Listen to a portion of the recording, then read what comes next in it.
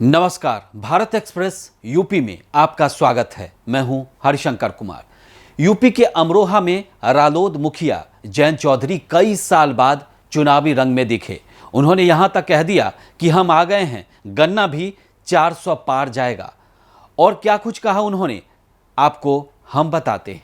अमरोहा में रालोद नेता जयंत चौधरी का चुनावी शंखनाद हुआ। उन्होंने लोकसभा चुनाव 2024 के लिए प्रचार प्रसार भी तेज कर दिया है।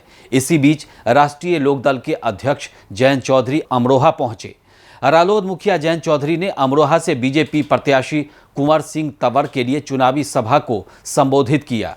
इस दौरान राज्यसभा सांसद जयंत चौधरी ने कहा कि देश में एक नारा है, अब की बार 400 पार। हम आ गए हैं, गन्ना भी 400 पार हो जाएगा, ये उन्होंने अपने भाषण में कहा। अमरोहा पहुंचे रालोद मुखिया जयंत चौधरी ने चुनावी सभा में कहा कि मेरा मानना है कि अगर देश में कोई सबसे ज्यादा परिश्रम करता है तो वो इस देश के किसान हैं।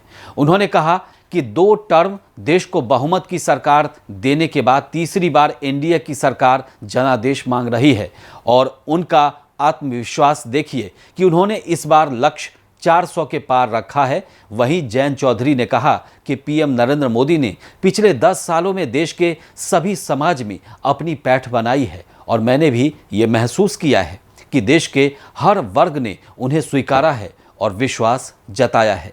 इतनी स्वीकारिता और विश्वास देश में बहुत कम लोगों को मिली है।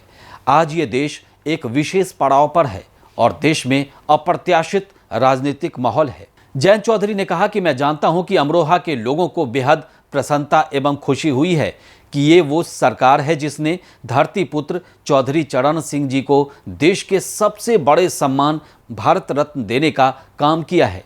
एक सवाल उठता है कि इससे पहले की सरकारों ने चौधरी चरण सिंह जी को भारत रत्न क्यों नहीं दिया। जयंत ने कहा कि चौधरी चरण सिंह जी ने जो नारा दिया था कि देश के खुशहाली का रास्ता खेत और खलिहान से जाता है, उसकी गूंज का प्रभाव हर राजनीतिक मंच से होता है और गांव-गांव तक जाता है। इसके साथ ही रालोद नेता जयंत चौधरी ने बिना नाम लिए समाजवादी पार्टी के राष्ट्रीय अध्यक्ष अखिलेश यादव पर भी निशाना साधा। रामपुर और मुरादाबाद सीट पर प्रत्याशी को लेकर हो रहे बवाल पर जयंत चौधरी बोले, पार्टी जब ठीक चलती है तब उनका संचालन कुशल हो, निर्णय के पीछे सोच विचार हो, कार्यकर्ताओं की भावनाओं का सम्मान हो। वहीं जयंत चौधरी ने आम आदमी पार्टी मुखिया अरविंद केजरीवाल जेल से कैसे चलाएंगे सरकार, इस पर भी अपनी प्रतिक्रिया दी। उन्होंने कहा कि पीपल रेजिडेंट एक्ट में जो धाराएं और चुनौतियां होती हैं, एक जनप्रतिनिधि खासतौर से मुख्यमंत्री के लिए पदभार की जिम्मेदारियां हैं, उनका निर्वहन वह जेल में कैसे कर पाएंगे। मतलब कुल मिलाकर एक सवाल ही था। आपको हमारा ये वीडियो अच्छा लगा तो इसे लाइक कीजिए और चैनल को सब्सक्राइब कीजिए। नमस्कार।